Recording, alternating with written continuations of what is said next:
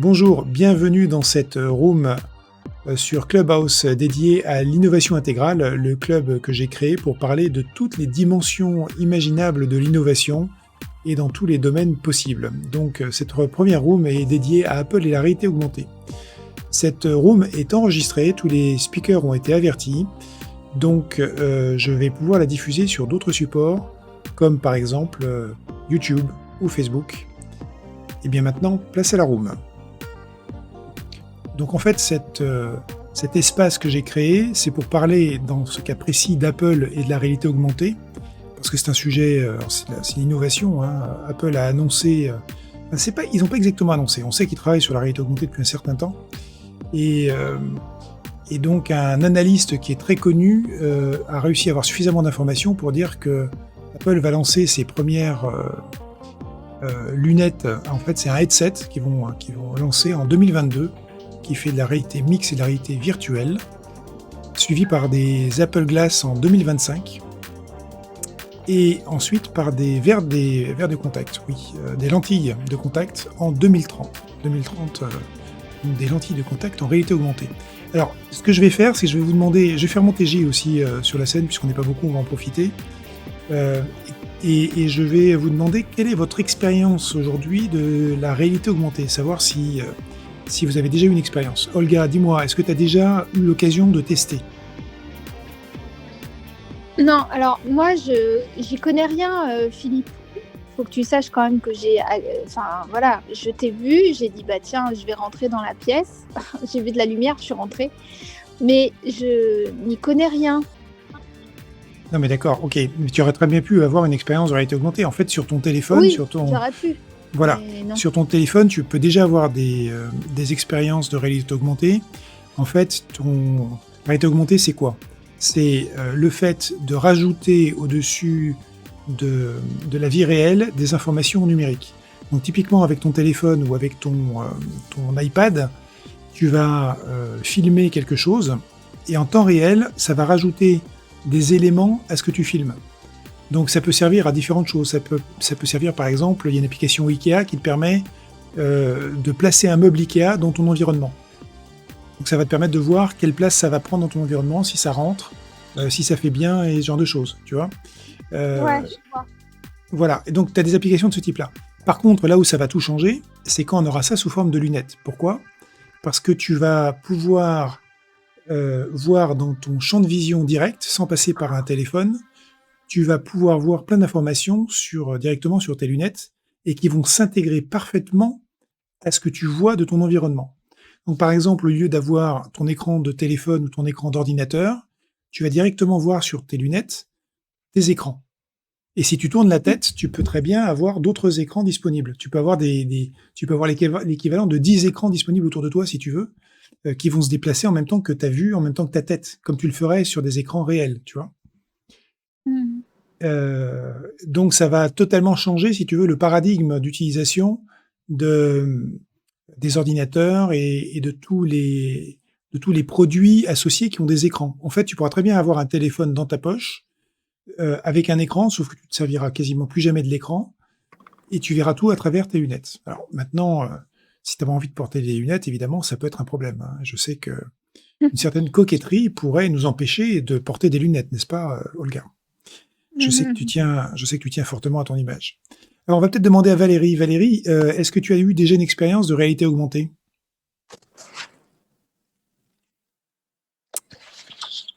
Moi, personnellement, oui, sur des applications iPad, sur des visites de musées notamment, mais jamais avec mon téléphone en fait. D'accord, ok. Donc en fait, tu t'es trouvé dans la situation, J'ai dans un jamais, musée. j'ai jamais exploré ça en fait. D'accord. Donc en fait, tu étais dans la situation où tu as loué un iPad à l'entrée du musée et en fait, tu as eu les informations en réalité augmentée au fur et à mesure que tu parcourais les œuvres du Ouais, musée, c'est ça? exactement. Voilà, ok. Oui, effectivement, c'est Oui. une des premières applications très intéressantes de la réalité augmentée. On voit de plus en plus d'applications d'ailleurs qui sont aussi bien artistiques qu'industrielles. C'est ça qui est vraiment intéressant, c'est que ça ouvre un champ des possibles absolument incroyable. J'ai eu l'occasion de tester la réalité augmentée en 2016 avec les HoloLens. C'était les premières lunettes de réalité augmentée qui étaient disponibles sur le marché. Alors, Microsoft préfère ça appeler la réalité mixte d'ailleurs. Et c'est absolument fabuleux parce que tu fais apparaître dans tes lunettes. Alors, tu as plusieurs choses que tu peux faire apparaître, hein, mais l'exemple que je prenais en premier, c'était l'exemple de la Terre et du Soleil. En fait, tu plaçais carrément la planète au centre de la pièce et puis tu pouvais tourner autour. Et c'est absolument fabuleux. Alors, quand j'ai introduit ça, moi, en entreprise, qu'est-ce qui s'est passé? Les gens m'ont dit: «Mais attends, Philippe, c'est débile ce que tu fais, ça servira à rien». Jusqu'au jour où je leur dis: «Mais attendez, on a des machines qui sont des machines conséquentes». Entre autres, on avait créé une machine qui s'appelait la CVP 500, qui était une machine qui créait des cartons automatiquement autour des objets à envoyer. Typiquement, tu vois, quand tu reçois d'Amazon des cartons avec beaucoup de vide dedans, par exemple, bien ça évitait ça parce que le carton était vraiment créé à la dimension de l'objet envoyé. Sauf que la machine, elle fait 15 mètres de long. Donc, comment tu fais une démonstration dans un salon d'une machine qui fait 15 mètres de long? Ça coûte une fortune de la déplacer, de la monter sur place, et puis, quand tu fais des démonstrations, c'est une machine qui débite 500 paquets à l'heure, tu génères beaucoup de choses. Donc on s'est dit, on va le faire en réalité augmentée. Donc, on était capable de faire une simulation de la machine dans un salon commercial avec tout simplement des lunettes HoloLens. Et donc on pouvait démontrer les machines. Et alors c'est bluffant parce que du coup, tu peux la démontrer dans un salon commercial, mais tu peux aussi la montrer en situation chez le client. Donc les applications industrielles de ce côté-là sont juste aussi extrêmement intéressantes parce que ça peut servir de démonstrateur, ça peut servir de prospection, ça permet de mettre en exergue toutes les qualités d'un produit qui n'existent pas encore. Donc c'est assez étonnant pour ça. Et notre ami Tim Cook, hein, qui est le CEO actuel d'Apple, pense que la réalité augmentée, ça va être le prochain grand truc. Alors je le pense aussi, hein, je pense qu'on va passer par la réalité augmentée à travers nos lunettes, ça c'est évident, parce que ça c'est simple, ça ne nécessite aucune modification physique de notre personne. Les lentilles en réalité augmentée, c'est une étape de plus qui est un peu plus compliquée parce qu'il faut accepter d'avoir quelque chose dans l'œil. Et il y a une étape supplémentaire et qui est là l'implant cérébral où en fait on va générer les images directement dans le cerveau. Et ça, c'est certain qu'on va y arriver aussi en 2030, peut-être aux alentours de 2040. Donc là, c'est ma casquette futuriste, hein, que j'ai mis en place. Et donc là, évidemment, c'est intéressant parce que ça permet d'avoir accès à des informations en temps réel en fonction de ce que voient les yeux. La caméra étant remplacée par les yeux dans ce cas-là, et d'avoir un rajout d'informations. Alors j'ai une question à vous poser. Est-ce que vous seriez prêt à vous faire poser un implant de ce type-là si l'occasion se présentait? Olga? Bah, j'osais pas prendre la parole, non, non. Franchement, là, comme ça, tout de suite, j'ai l'impression que tu parles de science-fiction et je suis un petit peu hermétique à ça. Je trouve ça incroyable, mais j'arrive pas à me projeter. Et voilà, tu vois, me mettre un implant, non, non. Aujourd'hui, non. Je te dirais non. D'accord. Valérie? À chaque fois, je clique au mauvais endroit. Non, pour l'instant, ça ne me parle pas et ça ne me fait pas envie. D'accord. Donc, je suis peut-être un peu rétrograde, mais Non, oui, non, comme il y a pas. Olga, pour moi, c'est un peu de la science-fiction et je me sens pas, j'en ressens pas du tout le besoin, ni l'utilité, ni l'envie encore. Donc, pour l'instant, c'est même pas quelque chose qui m'a effleuré l'esprit. Oui. Alors, non, c'est pas une question d'être rétrograde ou pas, hein.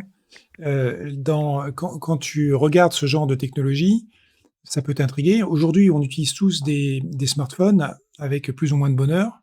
On va utiliser plus ou moins des fonctions des smartphones. Et je connais beaucoup de personnes qui, au départ, ont dit: «Non, non, mais attends, moi, mon Nokia qui est super simple, ça va très bien et je veux utiliser que ça». Et puis, je veux pas entendre parler des smartphones, c'est trop compliqué. Et puis, bizarrement, quand on leur offre un smartphone et puis qu'ils commencent à l'utiliser, ils disent: «Mais comment j'ai fait pour m'en passer avant?» Alors, c'est pour ça qu'en fait, et je dis pas que ça va t'arriver, Valérie, parce que je connais des personnes qui restent avec, des anciens téléphones GSM et qui sont très contents. Pourquoi? Parce qu'ils sont super fiables, ils ont des durées de vie de batterie qui sont juste démentes et ça leur convient très bien. Donc il faut pas avoir de jugement sur, est-ce que je suis rétrograde ou est-ce que ça m'intéresse pas? En fait, on a une très grande diversité aujourd'hui de réactions à ce genre de technologie et je me suis amusé à dire que je me ferais poser un implant, mais c'est une projection d'esprit. C'est-à-dire que le jour où ça va arriver, est-ce que je vais le faire réellement? J'en ai aucune idée. Hein, il y a une très grande différence entre ce qu'on imagine qu'on va pouvoir faire et ce qu'on va faire réellement. D'ailleurs, il y a des études extrêmement intéressantes, de psychologie sur le sujet. Je vois que Guy est arrivé, dans la room. Alors si vous connaissez pas Guy, je vais le faire monter et on va aussi, bien évidemment Guy, tu vas mettre ton micro en mute et on va demander son avis à Gilles en attendant.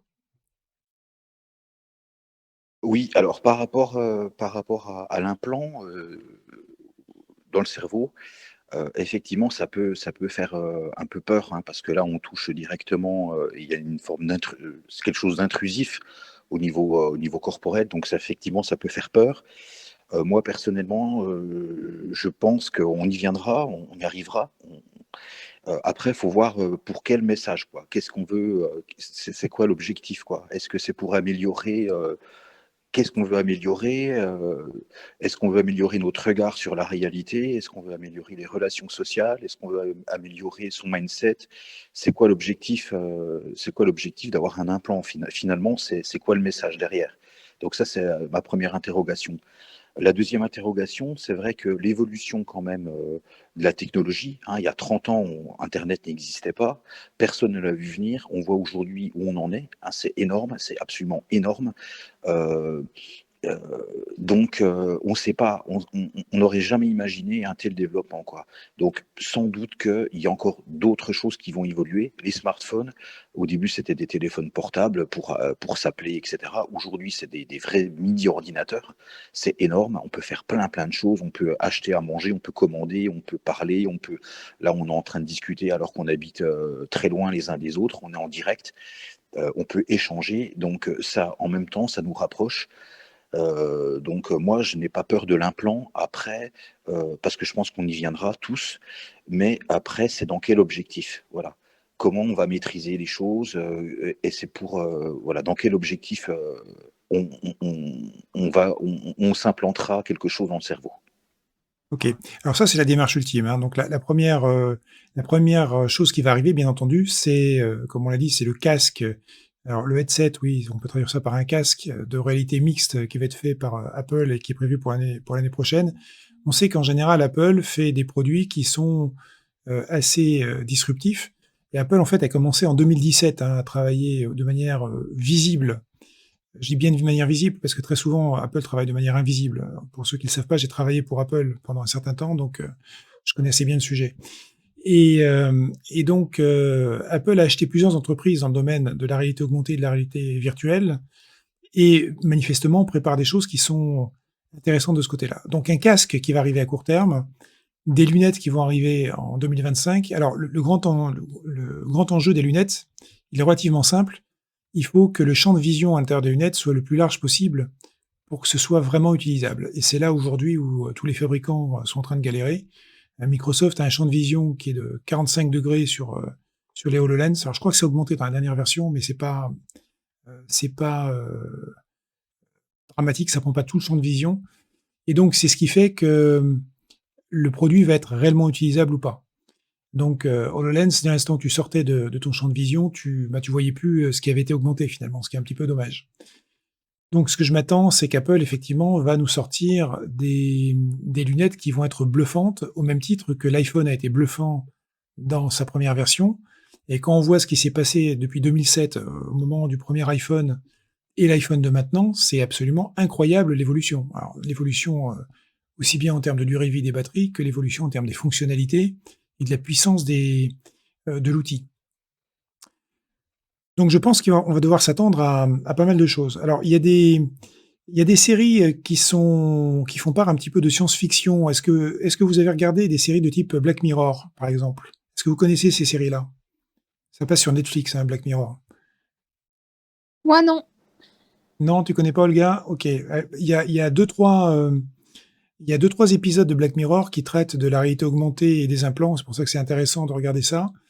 Et effectivement, ça peut faire peur, là, parce que le rôle de Black Mirror, c'est de donner un peu peur sur la technologie quelque part et de montrer des thrillers qui vont contourner le côté bénéfique initial de la technologie. Donc, c'est assez intéressant. C'est vraiment assez intéressant. Alors, dans le domaine du jeu, bien évidemment, la réalité augmentée, c'est top. Alors, j'ai eu l'occasion, pareil, de jouer à un jeu en réalité augmentée dans lequel tu faisais une enquête policière à l'intérieur de chez toi. C'est-à-dire que le système analysait complètement ton environnement et donc il arrivait à placer des personnages et des objets dans ton environnement, donc objets et personnages avec lesquels tu devais interagir pour arriver à résoudre l'enquête policière. C'est juste hallucinant. C'est vraiment une autre génération de contenu. Donc je crois qu'effectivement avec les lunettes, le premier casque qui va être fait par Apple et les lunettes ensuite, on va juste avoir une révolution complète d'utilisation des ordinateurs et des contenus. Alors, Gilles, je t'ai pas demandé, est-ce que tu as eu, toi, une expérience déjà de réalité augmentée? Pas précisément, à part ce qui a été dit précédemment par rapport donc des visites de musées, de choses comme ça, où il y a un accompagnement. Sinon, j'ai déjà testé des lunettes, mais c'est assez ancien, des lunettes où tu mets ton portable à l'intérieur. Enfin, je sais plus comment ça s'appelle. Ah oui, c'est le VR, cardboard. quoi. Oui, c'est ça. Voilà, c'est ça. J'ai déjà essayé où je regardais dans des lunettes, enfin, c'était comme des jumelles en quelque sorte, accrochées. Et puis, je faisais un tour de manège grand 8, etc. Voilà, sinon, non, j'ai jamais vraiment essayé. L'expérience que j'en avais, c'est que ça m'avait un petit peu fait mal à la tête. J'étais pas très très bien. Donc, ça n'avait pas été. Alors, peut-être que c'était pas au point, ou peut-être que mon cerveau n'a pas réussi à s'accommoder à ce genre d'outils. Peut-être, voilà, j'en sais rien. C'est vrai que ça change complètement là, au niveau de la perception. C'est quand même très très particulier. C'est vrai que ça change complètement notre façon de regarder. Et c'est vrai que j'avais une expérience qui était bluffante, mais en même temps, après, j'avais la tête qui tournait, j'étais pas très très bien, quoi. Donc, je pense que le cerveau doit certainement pouvoir s'accommoder après, au bout d'un moment. Mais voilà, c'est la seule expérience que j'ai réellement, quoi.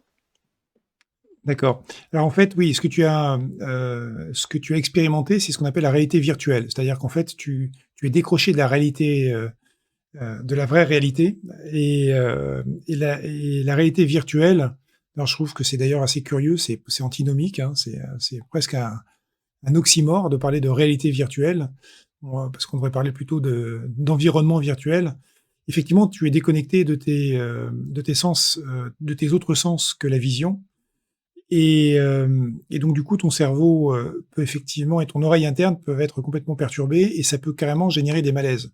Il y a plein de personnes que je connais en réalité virtuelle qui ne sont pas capables de tenir 30 secondes, parce que tout de suite, elles se retrouvent avec des vertiges, avec une tête qui tourne, mal de tête, voire même carrément envie de vomir parce que ça va pas du tout, quoi. Donc la réalité virtuelle, pour ça, a des limites. Alors ça peut être bien si tu es assis, dans certains jeux et qu'effectivement tu t'es habitué au système. Je dois avouer que pour moi, ça a des limites. Par contre, la réalité augmentée, c'est vraiment un autre domaine, quoi. C'est probablement quelque chose qu'on va intégrer dans notre vie de tous les jours. Tu vois, tu imagines, juste pour imaginer, hein, par exemple, en réalité augmentée, c'est, tu as tes lunettes sur les yeux, tu ouvres ton frigo, les lunettes analysent automatiquement, ce qu'il y a dans ton frigo et te disent: «Bah, tiens, tu peux faire cette recette-là aujourd'hui» et elles te montrent directement dans le champ des lunettes quels sont les ingrédients à prendre dans ton frigo pour faire la recette. Et donc, quand tu prends l'ingrédient, elle va te dire dans quel ordre il faut les utiliser pour faire ta recette. Et donc elles vont te guider de manière systématique. Alors, on pourrait estimer que c'est, réductif, ça va nous empêcher de réfléchir à ce qu'il faut faire, mais c'est juste un exemple, si tu veux, dans le cadre de la cuisine. Si tu es quelqu'un qui a pas beaucoup d'idées en cuisinant, bah, ça peut être une aide extrêmement précieuse. Pour quelqu'un qui est un cuisinier accompli, Il n'a pas besoin de ça pour faire une recette, tu vois. Par contre, il va pouvoir peut-être s'en servir pour autre chose. En fait, le nombre d'applications est juste, je pense aujourd'hui, complètement, enfin, il est infini, quoi. Ça va beaucoup plus loin que ce qu'on fait aujourd'hui avec un ordinateur, un iPhone ou un iPad. Donc c'est la raison pour laquelle je pense qu'Apple se dit: «On ne peut pas rater ce tournant-là, on doit être dans les premiers et les plus forts, dans ce domaine-là». Donc et je suis, vraiment prêt à parier qu'ils vont sortir quelque chose qui va être géant à côté de ce qui a été fait par les Oculus, qui sont les produits de Facebook aujourd'hui, ou les Microsoft Lens.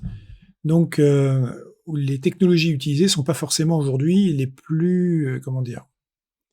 Les plus avancées. Et on sait qu'Apple, en fait, a un pas d'avance sur les autres parce qu'en fait, ils n'auront pas hésité à acheter les acteurs technologiques qui vont bien, de manière à avoir la technologie maîtrisée au sein de la maison, hein. C'est comme ça que tous les derniers processeurs sont faits. Je sais pas si vous avez vu le dernier processeur A1, qui a été fait, pardon, M1 qui a été fait par Apple, il met quand même une sacrée pâtée au processeur Intel et AMD, avec une puissance, un rapport puissance-consommation qui est juste incroyable. Donc, si ce genre de technologie est maîtrisé par Apple de la même manière, on va vraiment avoir des produits absolument fabuleux. Guy, est-ce que tu as déjà testé la réalité augmentée?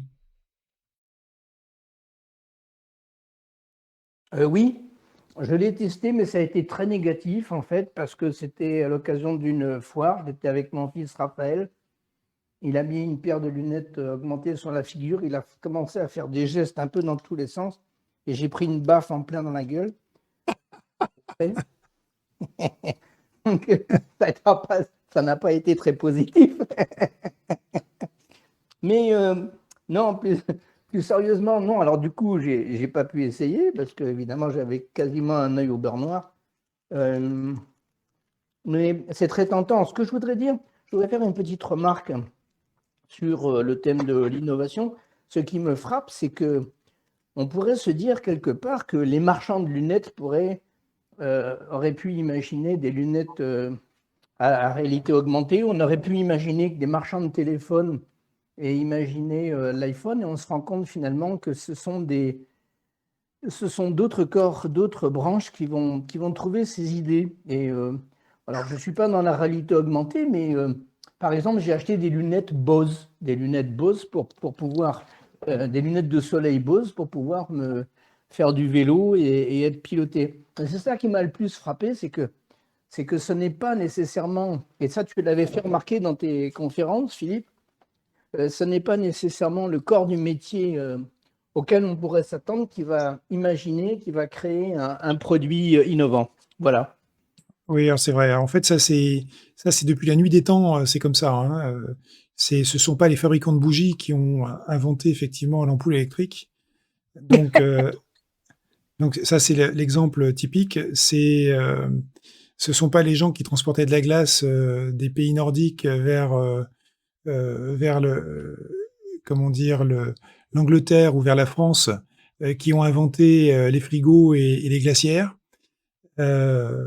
On a plein d'exemples comme ça. Tu prends, et Apple, dans ce cadre-là, a fait quand même pas mal de choses.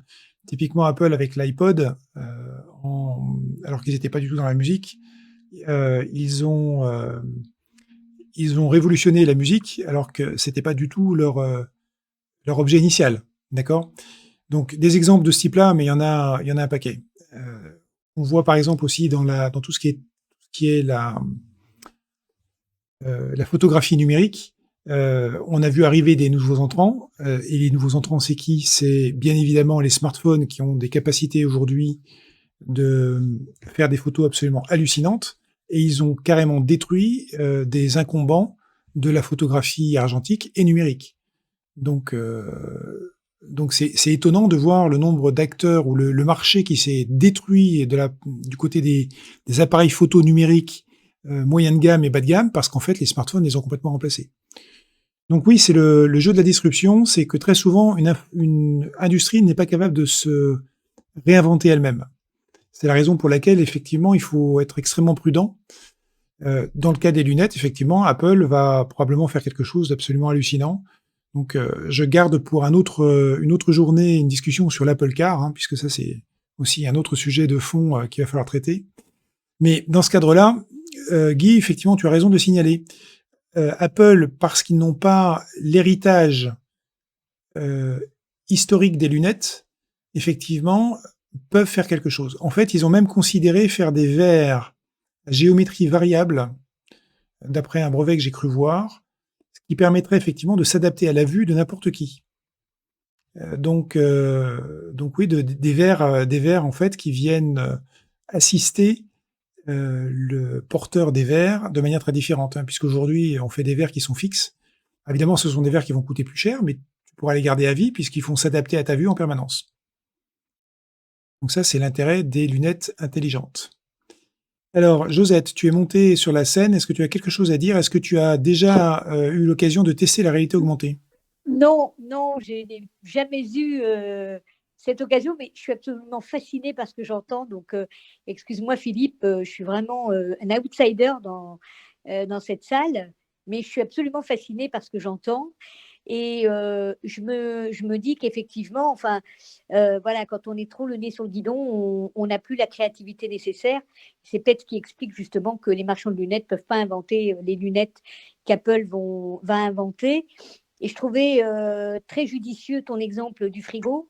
Ça m'a beaucoup parlé. Moi qui, quand j'ai une recette, je vais sur Google et puis je prends la première recette, marmiton ou femme nouvelle. Donc, je serais assez, surtout que j'avance en âge, je pense que je serais assez contente d'avoir une paire de lunettes qui me disent ce que j'ai dans mon frigo et ce que je pourrais en faire. Je me demandais s'il y aurait je posais la question du médical. Et sans que ce soit réellement médical, mais le fait d'avoir des lunettes qui s'adaptent à la vue à vie, je trouve ça absolument fabuleux. Et je me demandais qu'effectivement, quel autre secteur de la santé ça pourrait toucher, quoi. Voilà, encore une fois, hein, excusez-moi, mesdames, messieurs, d'intervenir, mais vraiment, voilà, je suis absolument fascinée par ce que j'entends, je découvre et ça m'amuse beaucoup, quoi. Merci Philippe. Mais de rien, Josette. Alors oui, effectivement, les applications médicales ou d'assistance, en fait, peuvent être extrêmement nombreuses. J'imagine assez bien, par exemple, que la caméra des lunettes, associée à l'intelligence artificielle qu'on va avoir dans l'ordinateur associé. Quand je dis ordinateur, je pense que ça va être un iPhone dans un premier temps qui va être dans votre poche, qui va servir de puissance de calcul supplémentaire pour les lunettes. On peut très bien imaginer qu'effectivement, les lunettes, au fur et à mesure qu'elles parcourent votre environnement, elles vont référencer tous les objets qui s'y trouvent. Et ça, de manière continue. Ce qui fait que si vous posez la question à un moment, alors non pas où vous avez posé vos lunettes, puisqu'elles sont sur votre nez à ce moment-là, hein, ça c'est un grand classique pour les porteurs de lunettes, c'est que des fois on les cherche alors qu'elles sont sur notre nez. Vous cherchez un objet, et vous dites « Ah », et on va dire que c'est Siri, hein. Alors on pourrait très bien appeler Siri en disant « Mais où est-ce que j'ai mis mes clés ?» Et là, les lunettes vous indiquez le chemin chez vous où vous allez trouver vos clés. Donc, pour les personnes qui ont un problème de mémoire, éventuellement quelque chose qui peut arriver avec l'âge, ça peut être extrêmement pratique. Bon, sans dire que je suis très jeune, on peut avoir ce genre d'utilisation. De temps en temps, il y a des choses que je cherche, que je ne retrouve plus. Pourtant, je suis dans un environnement qui n'est pas extrêmement grand. Et si j'avais ce genre d'utilisation, mais je prends tout de suite, quoi. Mais Philippe, oui. Excuse-moi, je ne sais pas comment on prend la parole. On fait coucou avec quelque chose. Tu baisses ton micro, tu ouvres ton micro et puis tu prends la parole dès l'instant où j'ai un blanc. Voilà. D'accord. Oui, ce que tu dis est extrêmement intéressant parce que on pourrait, tu dis, si jamais j'ai perdu mes clés, etc., avec les lunettes intelligentes, je pourrais les retrouver. Donc, on peut imaginer que ces lunettes intelligentes pourraient être utilisées pour les aveugles. Oui, alors la réalité augmentée pour les aveugles, en fait, ce serait effectivement pour les aveugles, c'est un petit peu, non mais c'est un petit peu différent. Oui, non mais dans ce cas-là, pour les aveugles, c'est un petit peu différent. Ils n'ont pas besoin de la réalité augmentée dans les lunettes. Ils ont besoin d'avoir une réalité augmentée par la voix, et ils ont besoin que d'une caméra. Ils n'ont pas besoin d'avoir une projection dans les lunettes puisqu'ils ne la verront pas. Oui, mais en fait, je me dis, si effectivement les lunettes peuvent interagir parce qu'ils reconnaissent les différents objets qui sont dans notre quotidien, dans notre lieu, par exemple, dans le frigo, les courses, etc. Et bien à ce moment-là, on pourrait imaginer qu'un aveugle pourrait s'en servir et être piloté grâce à ces lunettes intelligentes. D'accord. Donc oui, c'est fait partie des utilisations possibles. Moi, il y a une utilisation que j'adore de la réalité augmentée, que j'utilise déjà tous les jours avec mon téléphone, c'est quand je me trouve à l'étranger, dans un pays qui est exotique, dont je ne maîtrise pas la langue, eh bien, j'utilise, Google Translate, Google Traduction sur mon téléphone. Alors c'est sur Android, mais ça marche aussi sur l'iPhone. Et en fait, on peut demander la traduction de ce qui se trouve devant la caméra. Et donc, on va voir sur notre écran ce que voit la caméra, mais en même temps, l'application va traduire ce qu'elle voit dans le langage que vous voulez. Donc typiquement, quand vous vous trouvez dans une situation où vous êtes face à un menu écrit en chinois ou en japonais et que vous voulez avoir la traduction en français, eh bien, c'est d'une simplicité absolument incroyable. De la même manière, vous vous trouvez dans un magasin où il y a des produits qui sont écrits en langue étrangère, ben avec votre téléphone, vous pouvez voir ce que ça veut dire marqué sur les produits. Vous avez un manuel d'utilisation qui n'a pas été écrit en français ou en anglais et que vous n'arrivez pas à le lire, c'est écrit dans une autre langue, et bien encore une fois, avec cette application-là sur votre téléphone, vous êtes sauvé. C'est vraiment l'application pratique qu'on peut avoir maintenant, quoi. Tu peux juste redire, Philippe, le nom de l'application? Oui, C'est génial. c'est l'application Google Traduction. Google Traduction, c'est une appli C'est une appli. qu'on télécharge sur Apple Store. Oui, Sur tout Apple à fait. Store. Ouais. D'accord, merci. Google Traduction, donc elle existe sur Android et sur l'Apple Store normalement. Donc moi j'utilise régulièrement sur Android. Je ne l'ai pas téléchargé encore sur mon iPhone, mais il n'y a pas de raison qu'elle n'existe pas. D'accord. Gilles? Merci.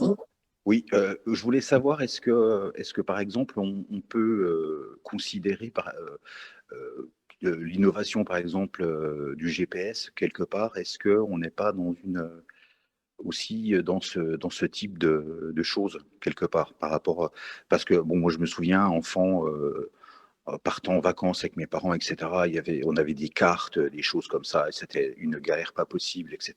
Voilà. Et c'est vrai que le GPS a quand même a changé la donne par rapport à simplement pouvoir se repérer avec Waze, par exemple. Je pense à Waze par rapport au GPS, l'appli Waze sur les smartphones. Est-ce qu'on n'est pas un petit peu est-ce qu'on n'est pas un peu dans cette logique-là? Ça, c'était ma première question. Ma deuxième question, par rapport à la réalité augmentée. Donc, je vois bien, moi, les applications possibles au niveau de la santé, par rapport, par exemple, à des gens qui peuvent peut-être avec la maladie d'Alzheimer, des personnes qui peuvent avoir des problèmes mnésiques au niveau de la mémoire, des problèmes cognitifs, des troubles cognitifs. Ça peut être un support intéressant.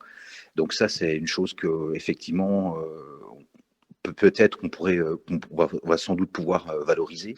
Mais je me pose une question, peut-être que je me plante, hein, mais est-ce qu'il n'y a pas un risque justement par rapport à la réalité augmentée, est-ce qu'il n'y a pas un risque par rapport à la créativité? Est-ce que ça peut pas empêcher, est-ce qu'on peut pas tomber dans une forme de facilité grâce à la réalité augmentée pour peut-être pas suffisamment être dans la créativité et l'innovation? Voilà, merci. Alors, c'est vrai, l'exemple du GPS est intéressant parce que effectivement, nous sommes augmentés déjà depuis un certain temps. Ne serait-ce que le téléphone, c'est une augmentation de notre capacité à parler et à écouter, hein. Donc, la voiture, l'avion sont des capacités de nous déplacer de manière beaucoup plus vite qu'on serait capable de le faire en simplement marchant en tant qu'être humain. Et donc, si on prend l'exemple du GPS, au départ, le GPS, effectivement, était prévu pour capter une position dans l'espace. Et en fait, les applications qui utilisent le GPS aujourd'hui sont très nombreuses. Alors, effectivement, si on prend l'exemple de Waze ou de Google Maps qui utilisent aussi le GPS, ça nous permet de nous rendre d'un point A à un point B avec une extrêmement grande facilité, en étant super bien guidé, avec en plus une précision assez redoutable, hein, parce que même sur des trajets de plusieurs heures, on se rend compte que l'erreur est absolument marginale, sauf s'il y a un accident qui se produit entre-temps et qui fait qu'on est obligé de faire un détour ou une attente. Mais sinon, c'est redoutable d'efficacité et de précision. Donc là, effectivement, on est augmenté parce que par rapport aux cartes que moi aussi j'ai connues à l'époque, on est capable de ne pas se prendre la tête pour un trajet. On sait qu'on va arriver dans tous les cas et qu'on n'a pas besoin d'être distrait. De la même manière, aujourd'hui, on est augmenté dans les voitures. Si on prend les dernières technologies qui sont à bord des voitures aujourd'hui, tu as les freinages d'urgence automatiques, tu as les systèmes de croisière automatiques aussi quand on est sur l'autoroute, on est la possibilité de garder sur une ligne. On va arriver aussi à la voiture autonome qui est promise assez rapidement par Tesla.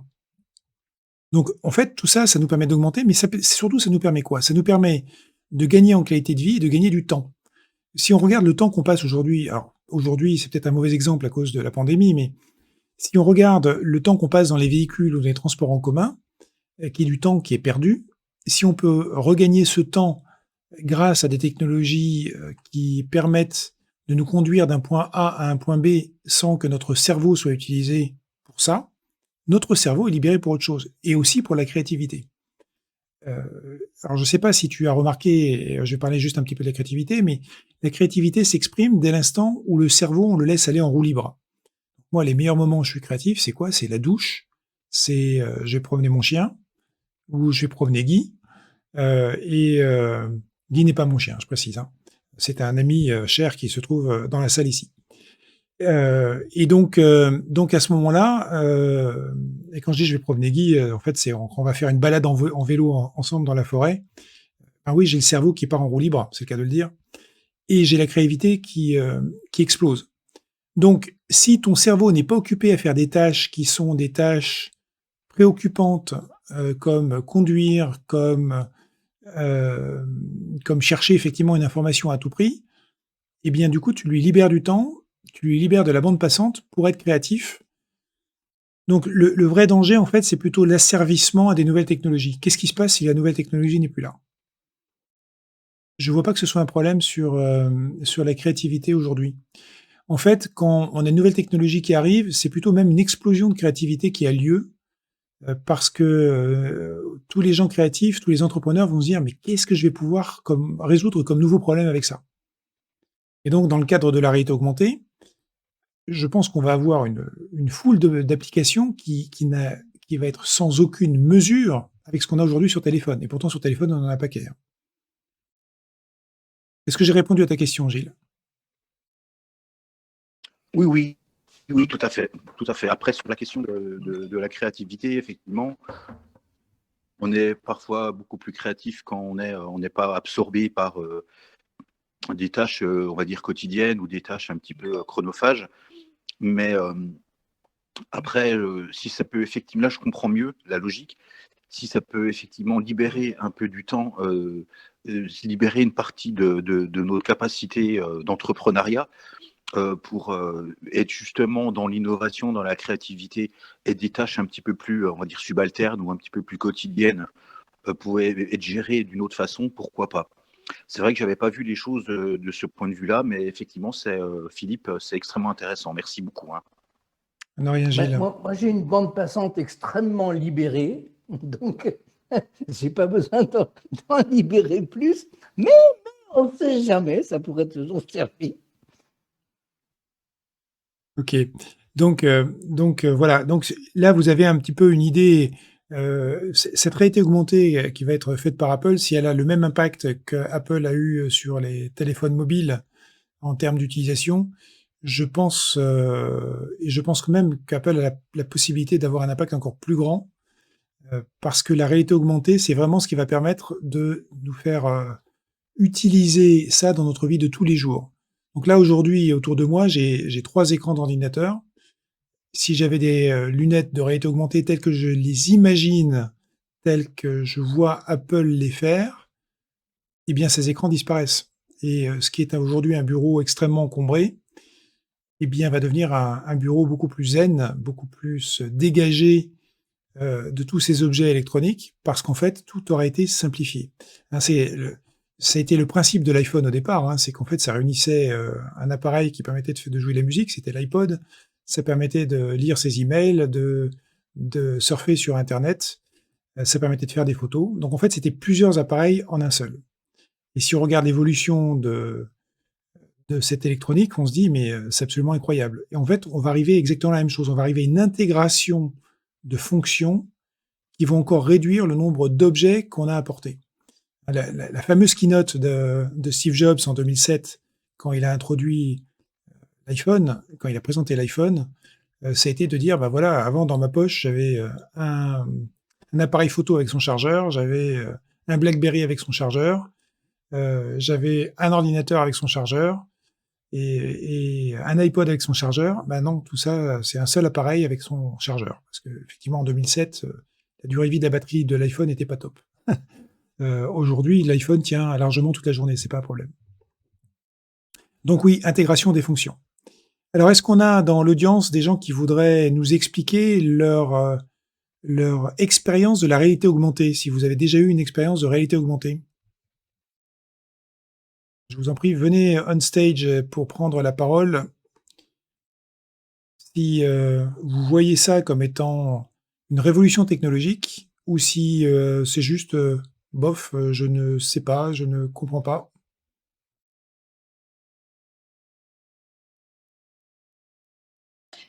Écoute, moi, je souhaite te remercier, Philippe, parce que tu me fais découvrir un domaine que je connais absolument pas, même si, voilà, je ne participe pas parce qu'en fait, ce n'est pas du tout, voilà, je suis pas familière avec ça, mais tu me permets de découvrir quelque chose.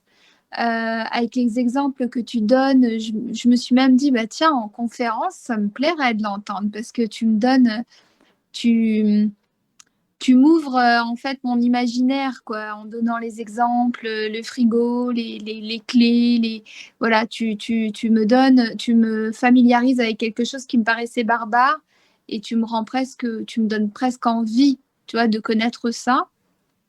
Donc je voulais au moins te le dire. D'accord. Alors imagine pour toi qui aussi la possibilité ou même le désir de continuer de prendre la parole en public, et imagine que tu as un support visuel. Typiquement, on va projeter quelque chose de géant sur un écran géant, et toi, tu es sur scène. Et un des grands classiques qu'on a aujourd'hui en conférence, c'est quoi? C'est un écran retour qui nous permet de savoir éventuellement quelle est la slide suivante sur la présentation PowerPoint, quel va être le visuel suivant qu'on va utiliser. Est-ce que ça va être un écran noir? Est-ce que ça va être une belle image? Est-ce que ça va être un message punchy sur une slide, mais un message évidemment avec un texte réduit? Eh bien, en fait, tu pourrais très bien, si tu avais ces lunettes ou ces verres de contact de réalité augmentée, eh bien, tu pourrais tout simplement avoir dans tes yeux les informations qui permettent de te guider dans les slides suivantes que tu vas avoir dans ta présentation. Mais pas seulement. Tu pourrais très bien aussi avoir une analyse des réactions de ton public. Tu pourrais avoir une analyse des émotions que tu as générées avec ton public. Et donc, en fonction de ce que te disent tes lunettes, tu vas pouvoir dire, OK, donc là, je vais corriger le tir et je vais partir plutôt dans cette voie-là dans mon discours plutôt que la voie initiale que j'avais choisie. C'est pour ça qu'en fait, je dis, les exemples d'utilisation sont aujourd'hui sans limite. C'est notre imagination qui est la seule limite aujourd'hui. Et plus on va Alors, avancer... Oui, vas-y, Olga. désolée, je te coupe la parole. En fait, quand tu dis ça, moi, je me pose deux questions concrètes.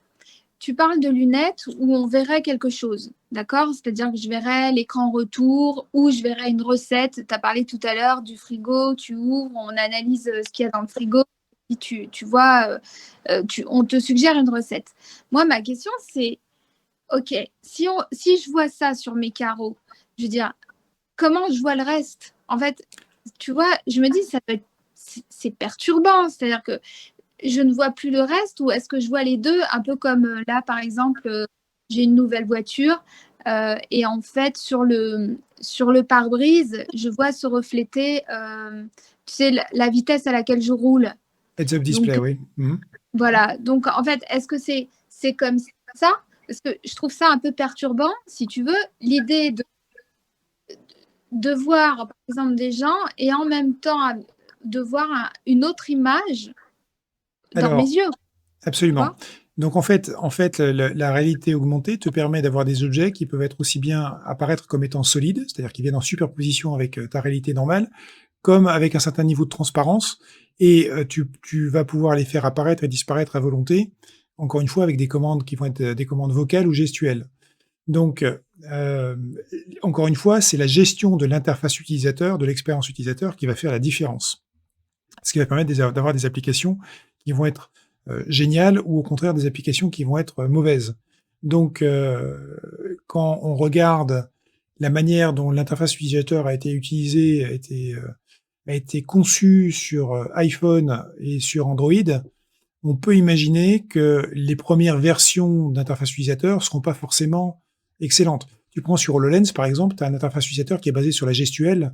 Donc, tu vas attraper un objet devant toi, tu vas le déplacer, tu vas le pincer, tu peux faire plein de choses. Donc, il y a un nouveau, une nouvelle interface à apprendre avec ce type d'outil. Donc, ça va changer de ce qu'on trouve aujourd'hui avec les téléphones. Et effectivement, ça va venir en superposition, mais ça va venir en superposition au bon moment. Ça, c'est l'intention, et au bon endroit. Donc, par exemple, si tu as une carotte, que tu tiens une carotte à la main, ça va pas marquer carotte devant toi sur la carotte, ça pourrait, mais ça pourrait tout simplement l'afficher au-dessus. Et puis, dès l'instant où tu bouges la carotte, disparaître. Tu vois, j'imagine des cas d'utilisation de ce type-là où, quand tu te fixes sur un objet, du coup, tu as des informations complémentaires sur l'objet. Et dès l'instant où tu bouges où tu bouges l'objet, eh bien, ça va se mettre à disparaître ou ça va paraître différemment. Et là, encore une fois, on est au tout début de tout ça. D'accord ? Donc, il va falloir, encore une fois, naviguer avec tout ça avec humilité, mais il y a tellement, encore une fois, d'utilisation possible qu'on est très, très loin. Aujourd'hui, on se référence à ce qu'on connaît déjà, tu comprends ? Donc, par exemple, quand je fais appel quand je dis dans le métier de conférencier, ça peut nous amener ça. En même temps, dans le métier de conférencier, tu peux très bien avoir aussi des gens dans la salle qui ont des lunettes en réalité augmentée et qui vont voir à côté de toi sur la scène des objets ou des personnes que tu as décidé d'amener avec toi, qui sont des personnes ou des objets virtuels. Donc en fait, le mix de tout ça peut être absolument dément. Alors on a Yvan qui nous a rejoint sur scène, donc je vais demander à Yvan de prendre la parole et je suppose qu'il a quelque chose à partager avec nous. Alors, je vais commencer. Bonsoir à tous, bonsoir à toutes. Merci beaucoup, Philippe. Je me suis senti un peu obligé. Alors, j'étais en train de faire de mon vélo d'appartement. Je ne sais pas si c'est de la réalité augmentée, mais en tout cas, j'étais en train de faire du vélo d'appartement. Et comme ça faisait depuis le début que j'écoutais, j'avais l'impression de consommer gratuitement, sans pouvoir te remercier de la qualité de ce que tu dis. Ça, c'était le premier point. Le deuxième point, c'était que, un peu pour la blague, et j'allais dire à Olga, c'est que si demain je viens voir ta conférence avec... je n'aurais pas besoin de venir voir ta conférence sur la communication non verbale. Avec ces lunettes à réalité augmentée, elles me diront en fait tout ce que aujourd'hui je n'arrive pas à décoder, mais que je pourrais arriver à décoder dans la communication non verbale de la personne qui est en face. Alors, peut-être que... Vas-y, Philippe. Oui, non, mais c'est très intéressant ce que tu dis, Yvan, parce qu'en fait, j'ai fait un TED Talk où je me projette en 2061, et dans ce TED Talk, je dis effectivement, alors je suis allé jusqu'à l'implant dans ce cas-là, mais en parlant des logiciels que j'avais téléchargés pour mon implant, dont un qui me permettait effectivement de lire les micro-expressions des gens, donc effectivement des sujets qui concernent la communication non verbale. Et donc, du coup, je savais effectivement ce que pensaient les gens en face de moi. C'est évident qu'une des applications de la réalité augmentée avec quelqu'un en face de toi, c'est que tu vas pouvoir décoder ce que tu n'aurais pas pu décoder toi en tant qu'humain. C'est-à-dire que seul un humain expérimenté aurait pu décoder, va devenir à la portée de tout individu dans une démarche de négociation, de rencontre, donc tout ce qu'on peut imaginer de ce côté-là. Ça fait partie, à mon avis, des applications qu'on va voir arriver à très très grande vitesse. Bon, donc désolé Olga, mais je ne viendrai pas voir ta conférence. Non. Attends, il y a deux choses qu'il faut voir. Il y a ce que tu peux percevoir chez les autres, mais il y a ce que toi tu vas aussi communiquer vers les autres avec ta communication non verbale. Et ce que propose Olga, justement, c'est de comprendre tous ces mécanismes-là pour que tu sois aussi capable de gérer ta communication non verbale. Et ça, c'est pas les lunettes qui vont t'aider. Oui, non, mais c'était une blague. Enfin, voilà. Et la deuxième chose, c'était. La deuxième chose, ça rejoint un peu, Gilles est revenu, et c'était un peu pour, on ne dit pas rebondir, alors on dit ricocher, ou je ne sais plus comment dire, mais en tout cas, c'était pour. Je partage assez l'avis de Gilles, je vais peut-être l'exprimer différemment, mais alors en fait, tout ça, ça m'intéresse. Quand tu le dis, quand tu l'expliques, je trouve ça hyper passionnant, je trouve ça hyper, hyper passionnant, quoi. Et en même temps, je me dis, en fait, il y a quelque chose qui m'attire et en fait, il y a quelque chose qui me fait très peur. Et c'est à quelle hauteur, en fait, c'est bon, c'est un truc que moi j'ai à travailler, je sais pas, mais c'est à quelle hauteur je dois en avoir peur ou je dois, enfin, de toute manière, que j'en ai peur ou que j'en ai pas peur, ça ne changera pas l'avancée, tout ce qui est en train de se passer.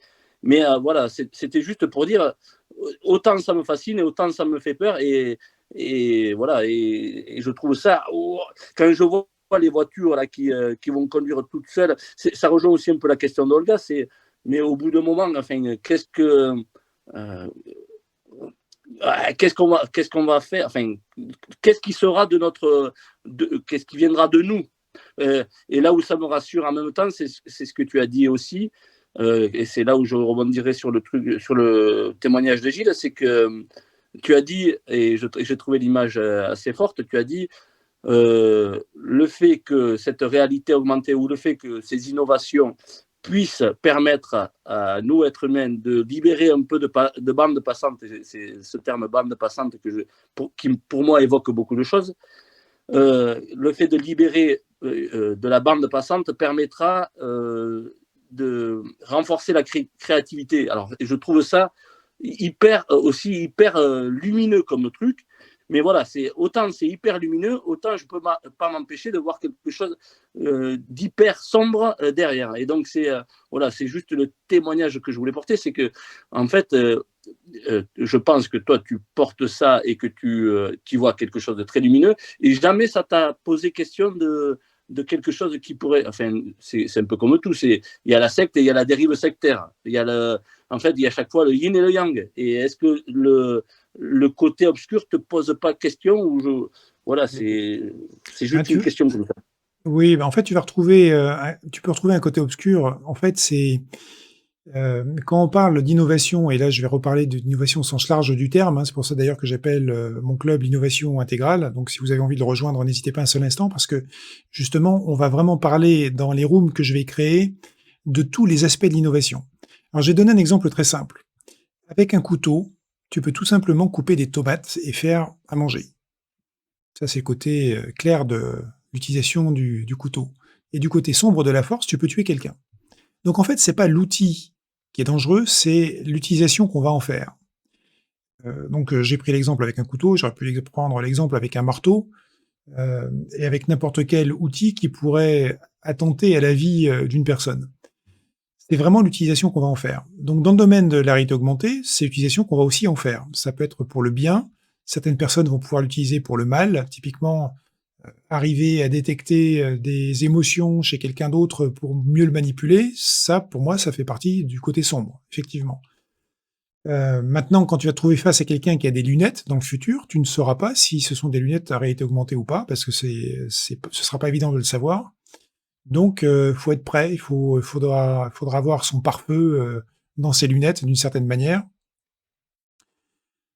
Je vais juste te donner un autre exemple sur l'incertitude et la peur qui est générée par les nouvelles technologies. Quand les voitures sont apparues au début du XXe siècle, ou fin du XIXe siècle, les scientifiques ont commencé à dire, écoutez, il ne faut pas que les voitures aillent plus vite que 40 km/h, parce qu'au-delà de 40 km/h, le vent est tel que on va plus arriver à respirer. Ce qui était complètement faux, bien évidemment, mais c'est typiquement le genre de discours qu'on a pu avoir à l'époque, face à l'innovation du véhicule automobile. Donc une fois que cette peur a été passée, du coup on a commencé à adopter le véhicule de manière beaucoup plus importante. Pour toute nouvelle technologie, on va avoir ça. De la même manière, pour l'électricité, il y avait un grand débat au début entre l'électricité en courant continu et en courant alternatif. Et à l'époque, il me semble que c'est Edison, il a fait une démonstration pour montrer que l'électricité contre laquelle il combattait était mauvaise en électrocutant un éléphant. D'accord? Encore une fois, on peut utiliser la chose bien ou la chose dans le mauvais sens. Tu prends le nucléaire, ça peut être aussi bien de l'énergie à bas coût, hein, puisqu'en fait, si on prend l'énergie nucléaire en France aujourd'hui, je crois qu'on est aux alentours de 10 ou 11 cents du kilowattheure. En Belgique, là où j'habite en ce moment, c'est beaucoup plus cher. Donc, et on sait que le nucléaire, ça peut servir à faire des bombes, et le nombre d'armes nucléaires aujourd'hui dans le monde permettrait de détruire un nombre de fois incalculable la Terre entière. Donc, je comprends que tu puisses avoir une angoisse face à une nouvelle technologie, mais encore une fois, c'est le choix que tu vas faire de l'utilisation de cette technologie qui finalement va faire la différence. Donc pour la réalité augmentée, l'avantage, c'est que je vois pas ça comme étant une arme létale, je vois ça plutôt comme étant une possibilité d'arme de négociation ou de manipulation éventuellement. Donc c'est peut-être le côté le plus négatif que je puisse voir aujourd'hui sur la réalité augmentée. Alors, je te remercie et du coup, ça m'a permis une prise de conscience. Je ne sais pas si tu la mettras sur le même champ ou sur le même ordre, mais en fait, ça m'a fait un peu ça quand je m'étais formé à l'hypnose il y a quelques années et que du coup, je voyais comment en fait comment ça pouvait aider ou soulager et comment en fait ça pouvait aussi manipuler et avoir des effets perverses si on l'utilisait à mauvais escient, quoi, en fait. Donc ça me permet, enfin voilà, c'est ni plus ni moins que l'époque qui change et l'outil, le matériel qui change. Enfin, de ce que j'en pense là à brûle pour point. Exactement, absolument. Alors on va laisser la parole à Aurélien qui est monté sur scène depuis un certain temps. Oui, bonjour Philippe, bonjour tout le monde. Moi, effectivement, pour rebondir sur les propos, vous m'entendez, c'est bon? Oui. Très bien. Oui. Effectivement, bon après, moi, je suis spécialisé, ça fait 10 ans, 15 ans que j'en parle. Je leur dis, ma copine est contente, parce qu'en fait, les gens viennent me voir, parce que je fais du freelance sur Règle Augmentée. Juste après, après, moi, je peux en parler pendant des heures, donc je vous conseille, enfin, si vous voulez, après, regardez, j'ai donné une conférence, voilà, sur la réalité augmentée, sur d'autres types de la réalité augmentée, parce que le terme réalité augmentée, déjà, il faut se poser la question ce que c'est le terme Oui. réalité augmentée. Moi, j'appelle ça réalité révélée, médiée. Il y a aussi le multisensoriel. On parle beaucoup de la réalité augmentée visuelle aujourd'hui, parce qu'effectivement, c'est via un écran, éventuellement via des lunettes ou après-demain des lentilles ou un implant, pourquoi pas. D'ailleurs, je ferai aussi peut-être, pourquoi pas, un aparté sur la science-fiction. Lisez la science-fiction hein, pour vous faire une idée du futur de la réalité augmentée. Lisez la science-fiction, c'est un peu les GAFA, donc Google, Facebook, Apple, sont biberonnés à la science-fiction. Je donne quelques exemples et quelques références de bouquins dans ma conférence qui se trouvent dans mon profil. Après, effectivement, juste pour rebondir sur les propos précédents, en fait, il faut quand même voir qu'il y a, enfin moi j'ai 42 ans, enfin peu importe, mais l'histoire de l'informatique, avant c'était le desktop, il y a à peu près dans les années 2000, éventuellement après le mobile computing. Et aujourd'hui, on appelle ça, aujourd'hui encore sur le mobile computing, avec je veux dire l'interface avec Internet, ça s'appelle un écran qui fait 10 sur 10. Donc on sort son téléphone mobile, on accède éventuellement à l'information. On peut aussi expérimenter la réalité augmentée sur mobile, mais le terme réalité augmentée et réalité virtuelle et toutes les technologies immersives, on appelle ça le spatial computing. Donc en fait, c'est au-delà, enfin moi j'ai du mal, moi je suis techno-utopiste ou techno-critique aussi, j'ai du mal à croire qu'en fait les GAFA sont en train de penser l'ère post-mobile.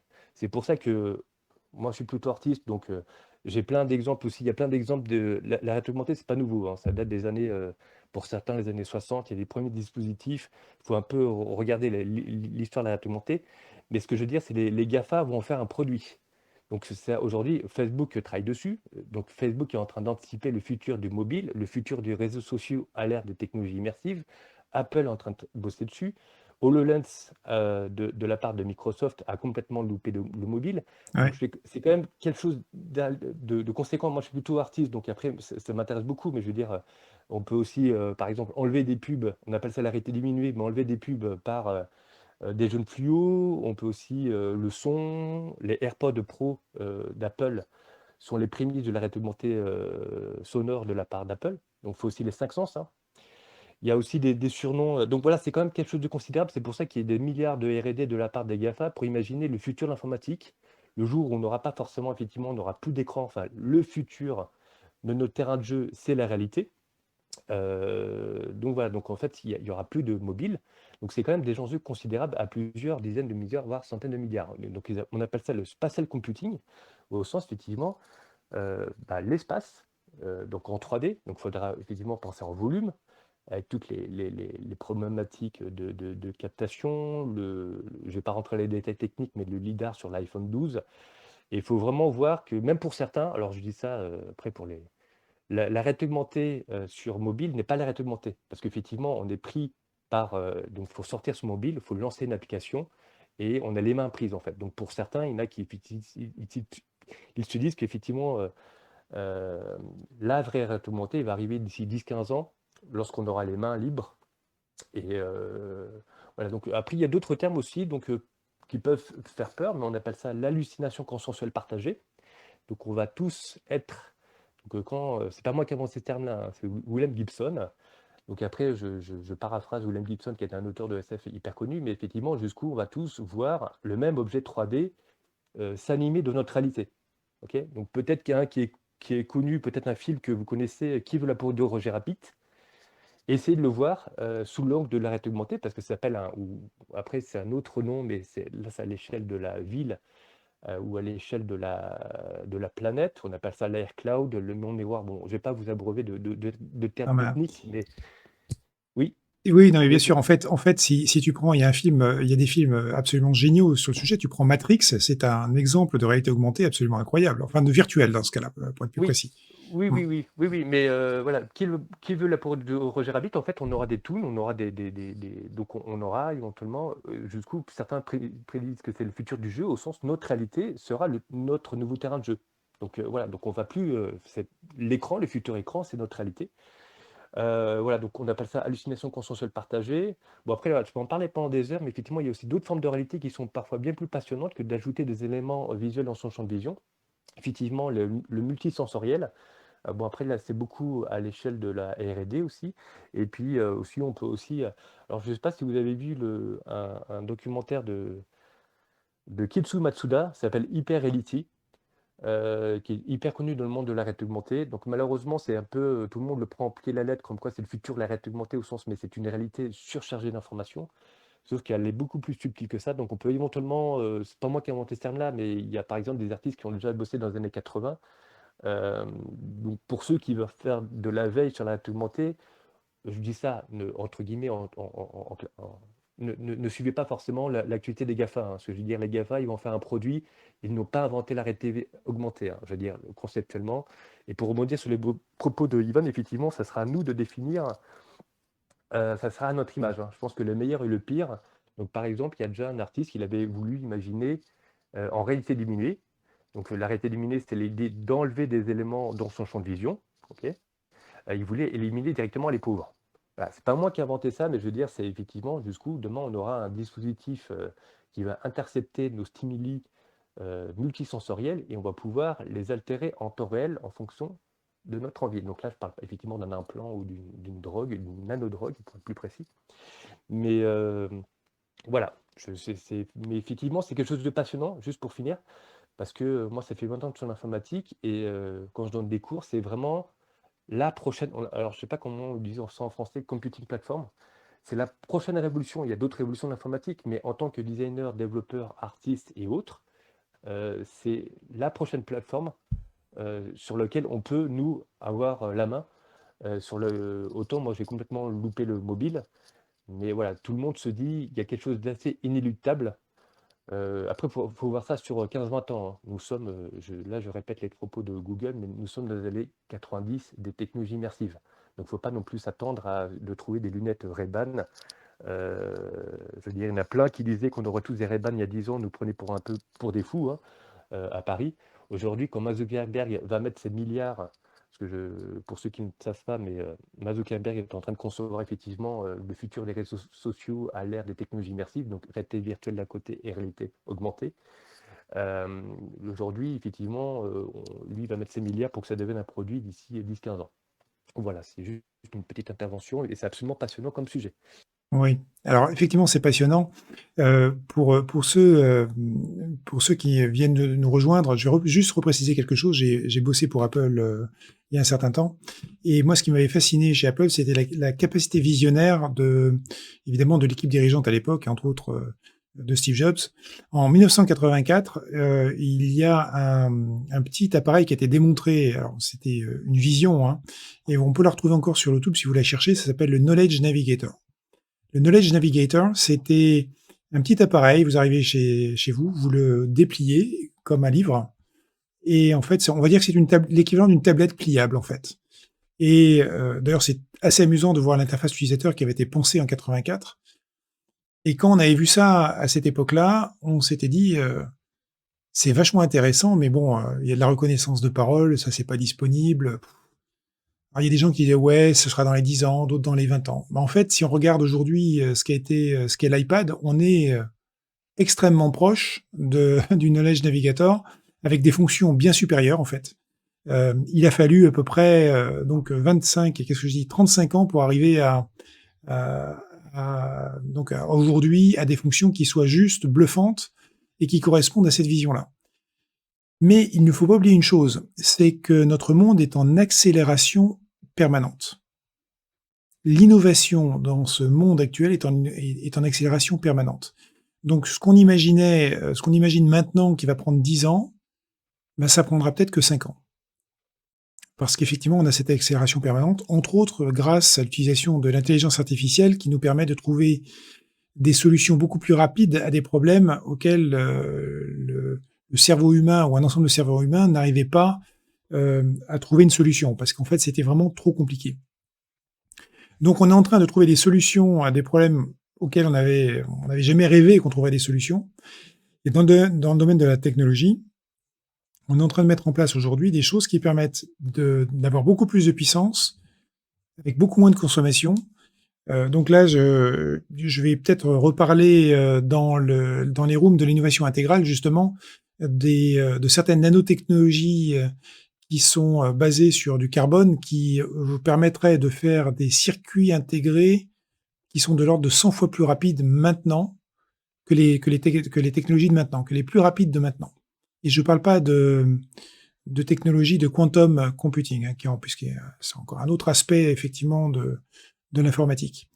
Donc, oui, merci Aurélien pour ta contribution. Alors, il faut que tu saches aussi qu'indépendamment de cette spécialité sur l'innovation que je suis aussi le président de l'Association française des conférenciers professionnels. Donc, si tu fais des conférences, c'est peut-être une bonne idée de venir voir ce qu'on fait dans cette association. Ça pourrait peut-être te donner un coup de main et des idées aussi.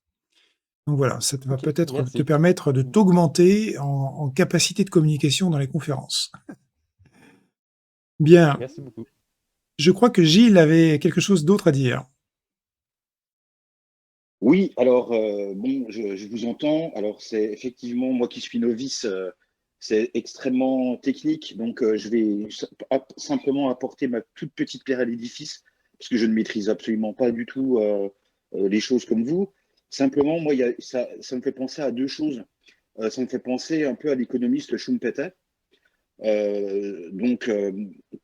L'innovation engendre forcément des transformations et des disparitions.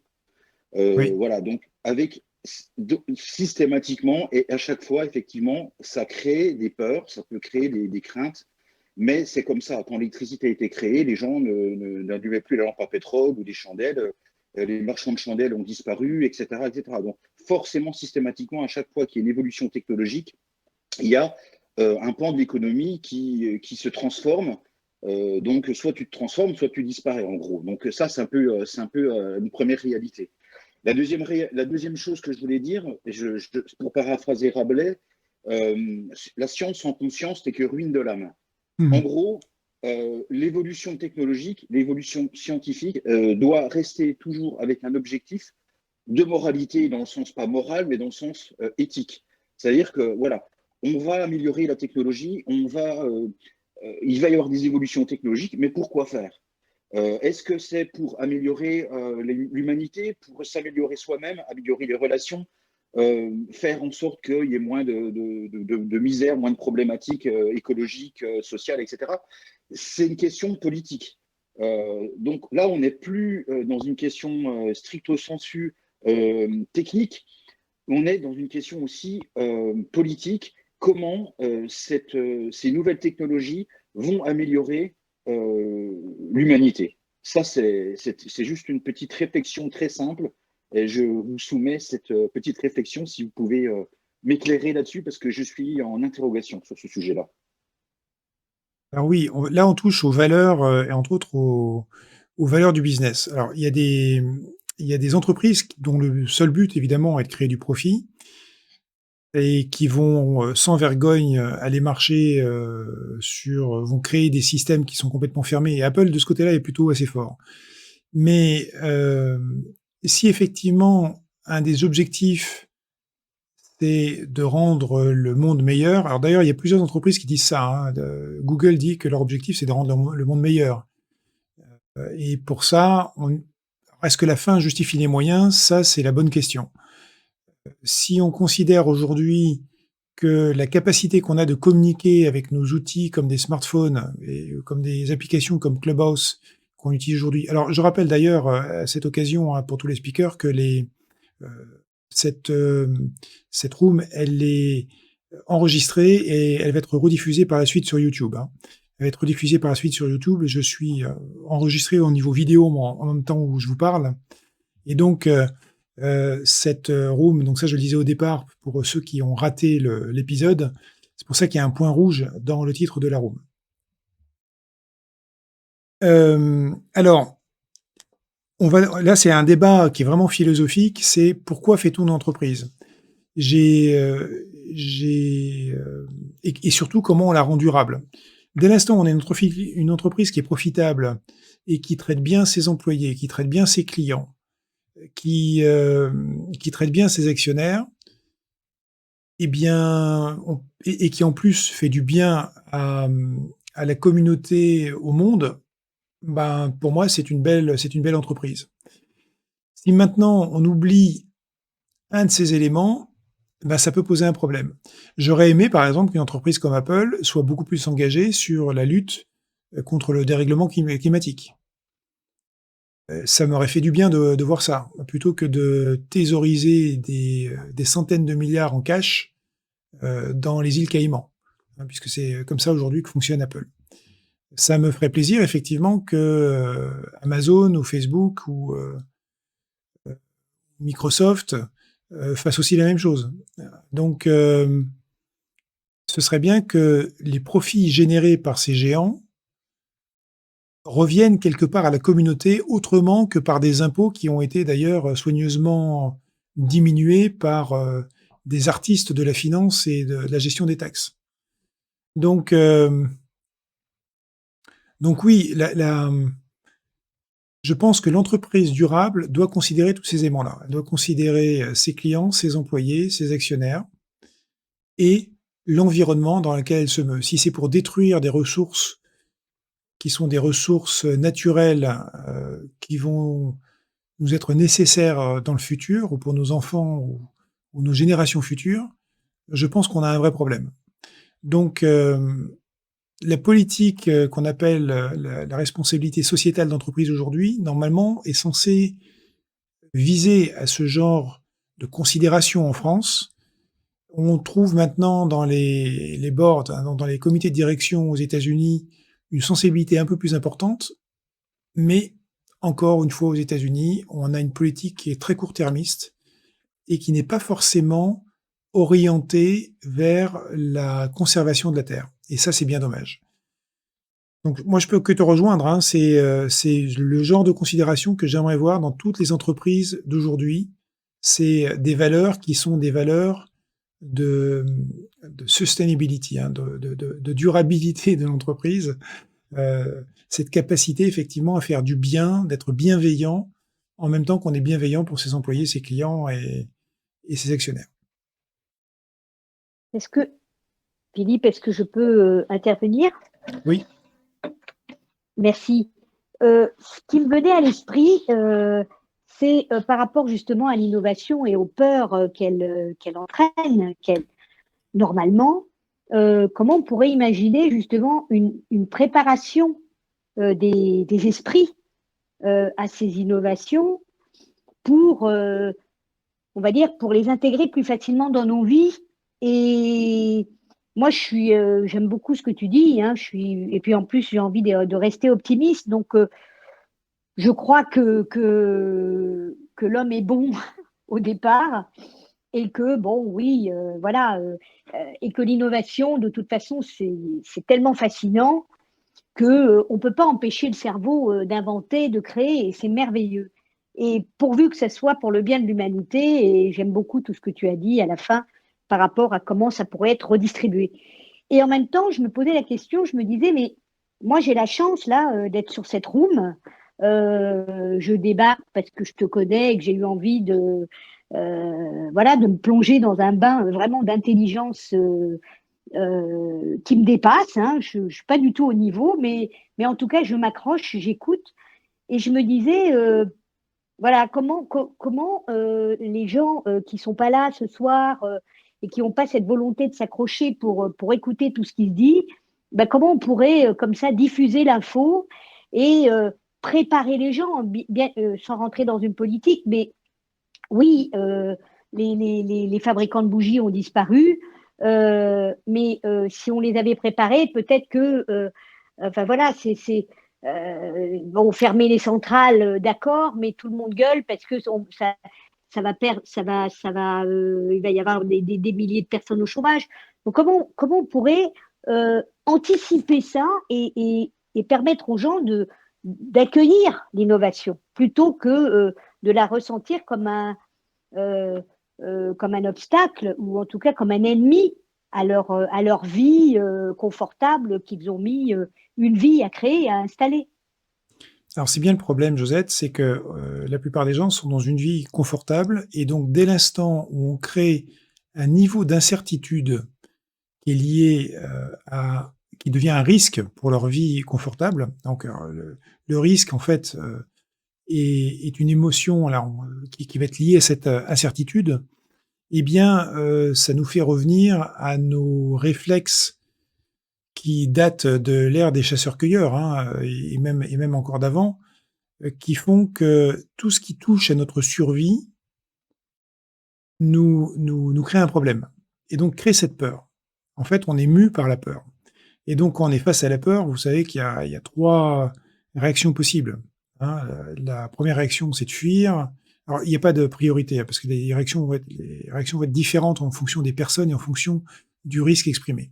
Donc ça peut être fuir, ça peut être se battre ou ça peut être se geler.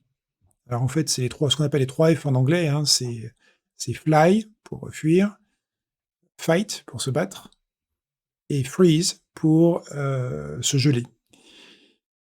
Donc ça, ce sont les 3 réactions classiques. Donc dès l'instant où on est face à une incertitude, eh bien on est face à un danger. Et donc ce danger, effectivement, de perturber notre travail. Donc si notre travail vient être démoli par une nouvelle technologie, eh bien on risque de perdre notre travail. Et si on perd notre travail, on a un problème fondamental d'existence par rapport éventuellement à notre famille. Et donc, ça devient un risque. Donc du coup, en fait, c'est ce qui fait que dans beaucoup d'entreprises, on va se retrouver dans des situations bloquées où les gens ne veulent surtout pas bouger de manière à ce que ils ne prennent aucun risque. Ils restent dans la situation actuelle. Or, on sait que ne pas bouger dans une entreprise fait qu'on va faire mourir l'entreprise.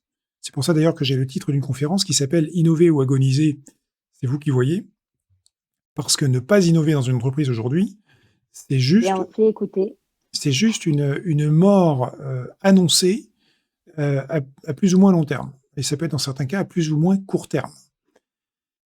Maintenant, le problème, et on le disait tout à l'heure, une industrie a du mal à se réformer elle-même. Donc, quand tu es le nez dans le guidon à développer des films argentiques, comme c'était le cas de Kodak, et que tu te dis qu'il y a une ville entière qui travaille sur les films argentiques, avec jusqu'à 3 ou 4 générations de personnes qui travaillent dans les usines pour Kodak, passer au numérique veut dire mais on va devoir éventuellement fermer les usines. Donc l'impact sociétal est énorme. Et ça, c'est un vrai problème. Donc pour les gens qui connaissent l'histoire de Kodak, on va vous dire Kodak n'a pas su prendre le virage de la photographie numérique. Et pourtant, Kodak avait le premier portefeuille de brevets dans le domaine de la photographie numérique. Qu'est-ce qui s'est passé? Eh bien, en fait, les dirigeants ont eu peur de licencier, d'arriver dans la situation où ils allaient licencier autant de personnes qui travaillent dans leurs usines. Ils ne sont pas arrivés à prendre cette décision. Parce que c'est le risque. Alors, c'est là où on s'aperçoit qu'en fait, vouloir faire le bien de tous ces employés dans ces usines, c'est retourné contre l'entreprise. Alors, pour la petite histoire, les premiers appareils photo numériques d'Apple ont été faits par Kodak. Et Kodak n'a pas voulu mettre le nom de Kodak sur ces appareils-là parce qu'ils avaient peur que ça détruise leur image de marque de fabricant de films analogiques, de films à base d'argent. Et la réalité, c'est qu'en fait, ils n'ont pas survécu au virage du numérique alors qu'ils avaient absolument tout en main. Simplement, c'est leur conscience sociale qui, au départ, leur a empêché de faire ce virage. Donc là, on est vraiment dans un exemple qui est totalement différent de celui qu'on connaît. Il y a des gens qui disent non, ils n'ont pas su prendre la bonne décision de prendre le virage du numérique. Eh bien non, c'est pas ça la vraie raison. La vraie raison, c'est qu'en fait, ils avaient peur de licencier autant de personnes. Et la formation, Oui. ça peut pas être une anticipation possible? Non, ça coûterait Alors, trop cher sûrement. Non, tu as entièrement raison, Josette. Et d'ailleurs, est-ce que tu connais le pays en Europe qui a le moins peur des nouvelles technologies? Eh bien non. La Russie. Non, c'est pas la Russie, c'est la Suède. C'est la Suède, et en fait, le ministre qui était en charge de l'emploi et de l'intégration, qui s'appelle Ylva Johansson, qui est maintenant un commissaire européen d'ailleurs, elle disait, si on demande à un patron de syndicat en Suède s'ils ont peur des nouvelles technologies, ils vont répondre non, on n'a pas peur des nouvelles technologies, on a peur des anciennes technologies. Parce que justement, elles ne permettent pas d'avancer. Donc en fait, ce que font les Suédois, depuis le début, ils se sont dit, on va adopter les nouvelles technologies parce qu'elles nous font gagner du temps, et le temps qui est gagné, on va l'utiliser pour former les gens, les employés, aux nouvelles technologies. Donc en fait, ils sont dans une optique de formation permanente aux nouvelles technologies. Et ça a changé l'état d'esprit de la population face aux nouvelles technologies. Donc tu prends la situation équivalente en France. En France, on a eu un mouvement juste avant le Covid qui était le mouvement des Gilets jaunes, avec des personnes qui expliquaient qu'elles ne voulaient pas justement de robotisation, de nouvelles technologies, et qui voulaient rester dans leur dans leur environnement sans bouger. Alors, il n'y avait pas que cette revendication chez les Gilets jaunes. C'est une des revendications que j'ai retenues parce qu'effectivement, elle va à l'encontre de ce qui se passe en Suède, où finalement les gens n'ont absolument pas peur des nouvelles technologies. Donc ils avaient peut-être, et même très certainement, d'autres revendications qui étaient tout à fait justifiées. Mais en tout cas, celle-là m'a paru totalement hallucinante. Parce qu'en fait, on va à l'inverse de ce qu'il faudrait. On s'aperçoit que, alors j'ai d'autres éléments et d'autres chiffres sur la relation entre les nouvelles technologies et le bien-être des populations. On se rend compte que lorsqu'on reste sur les vieilles technologies, on est juste en train de se tirer une balle dans le pied, quoi. Je suis bien d'accord. Donc Merci, la formation, oui évidemment, la formation, si elle est bien pensée et bien communiquée, c'est super important. Gilles? Je voulais juste faire une petite analogie entre Kodak et LIP. Enfin, moi, je suis de Besançon, donc je pense que vous connaissez les montres LIP. LIP, c'est eux qui ont été les précurseurs de la montre à quartz, par exemple. Voilà, donc c'est un peu la même problématique qu'avec Kodak, c'est-à-dire ils n'ont pas forcément pris le risque, ou je ne sais pas exactement, de faire en sorte que ça se passe, en tout cas qu'ils soient des vrais innovateurs. Et finalement, maintenant, LIP, ça reprend un peu, mais à la base, c'est eux qui ont quand même inventé le système de montre à quartz, qui ont été repris après par les Japonais avec IMA et d'autres marques. Donc ça, c'est une première chose par rapport aux entreprises françaises qui ont parfois quand même un peu du mal par rapport à l'innovation. C'est quand même toujours un petit peu compliqué. On est quand même on a été quand même dans une période d'entreprise un peu paternaliste. Et c'est pas toujours évident. L'innovation n'est pas toujours comprise.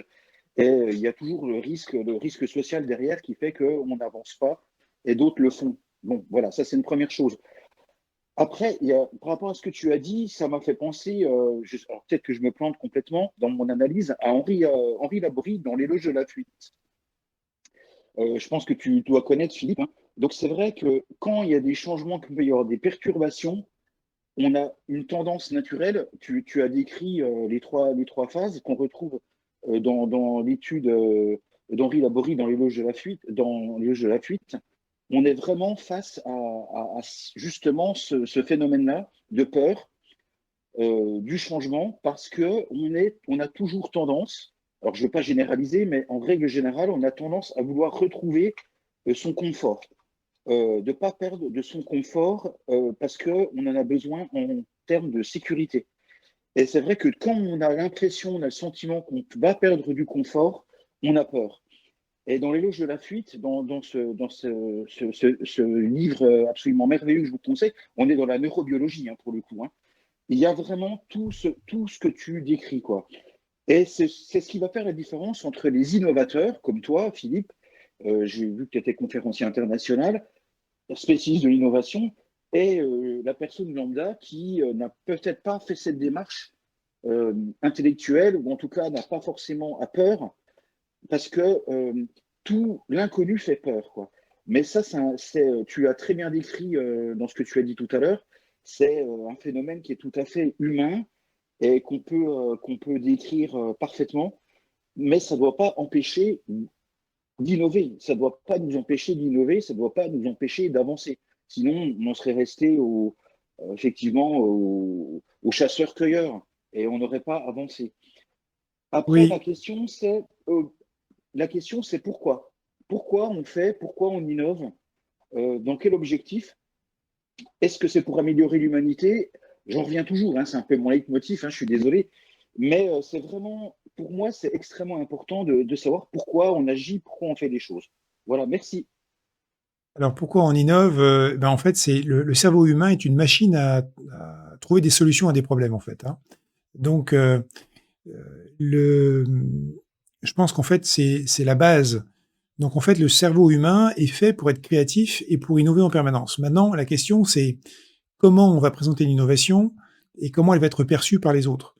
Donc, je peux reprendre aussi un exemple qui revient au philosophe Arthur Schopenhauer, qui disait que toute innovation, ou toute idée en fait, mais on peut le prendre pour toute innovation, ça marche très bien, passe par trois phases. D'abord, elle est considérée comme étant totalement absurde. Ensuite, elle est considérée comme étant dangereuse et elle est fortement rejetée. Et enfin, elle est considérée comme étant évidente. Donc, et on prend toutes les grandes innovations, toutes les grandes évolutions sociétales, elles sont passées par ces trois phases. Attention, c'est pas parce que quelque chose est absurde que c'est forcément quelque chose d'extrêmement intéressant non plus, hein. Donc, faut pas non plus. Il y a une corrélation, mais il n'y a pas une relation de cause à effet entre l'absurdité et quelque chose qui va devenir évident par la suite. Donc, et en disant ça, j'ai perdu ta question. Voilà, ça c'est rare quand ça m'arrive, mais ça m'arrive. Est-ce que tu peux répéter ta question, Gilles, ta question de fin?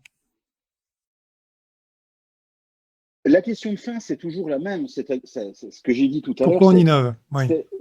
Pourquoi l'innovation, dans quel objectif c'est? Alors, tout à l'heure, je t'entendais dire par rapport à l'entreprise durable, à la durabilité, le respect des clients, des salariés, avec une vision environnementale, etc. Voilà, ça c'est l'idéal, on est dans l'idéal, on est dans l'état désiré, on va dire, hein, si on peut Oui. reprendre un peu l'idée.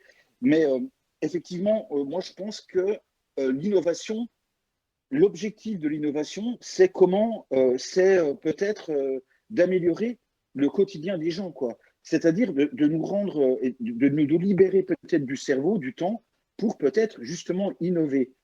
Et donc ça, c'est une première chose. Donc ça, c'est la question éthique, pour moi, est centrale. l'innovation renvoie à la question éthique. Pour moi, c'est excessivement important. Voilà, pour moi, c'est très important. Donc ça, c'est une première question. Innovation éthique. Et la deuxième question est, on en a un petit peu parlé tout à l'heure par rapport aux personnes qui pouvaient être en difficulté. Je me dis, pouvait améliorer, pouvait permettre à des personnes qui perdent la mémoire, donc on revient un peu au début de la discussion, de retrouver un petit peu pas ils vont pas retrouver la mémoire, mais en tout cas, ils vont pouvoir trouver des biais pour rester le plus autonome le plus longtemps possible, donc dépendre le moins des autres. Donc ça, c'est donc récupérer de l'estime de soi, donc ça, c'est génial. Et d'un point de vue plus technique, une personne qui, par exemple, ne marche pas, si on peut trouver des systèmes d'exosquelettes pour permettre à des gens de nouveau de remarcher, de pouvoir de nouveau être en verticalité, moi, je dis bravo, quoi. Mais à chaque fois, il y a la question de l'humanité, quoi. Oui. Voilà. En fait, là, je vais reprendre ma casquette d'innovation. Si tu regardes ce qui est disponible dans ton budget,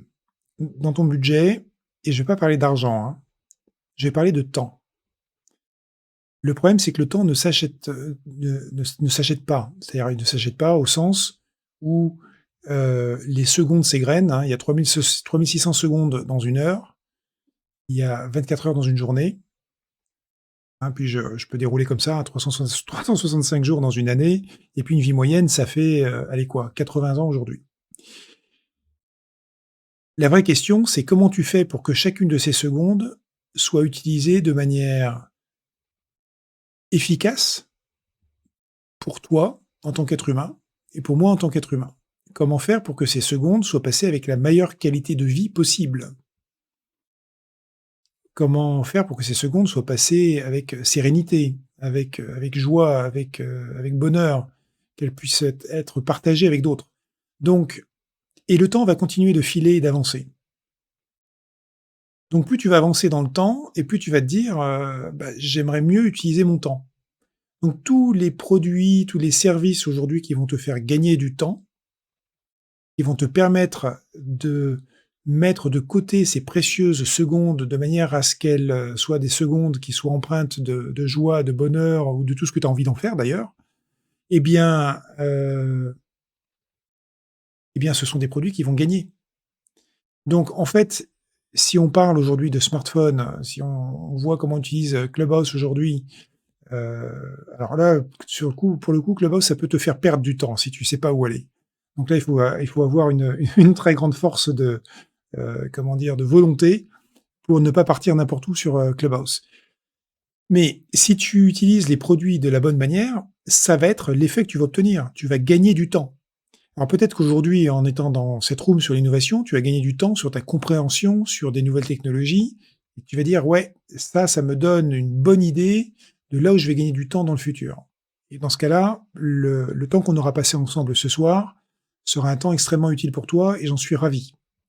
Ça veut dire que j'aurais contribué, j'aurais joué le colibri, hein, pour faire la référence au colibri qui va amener une goutte d'eau sur un incendie de forêt.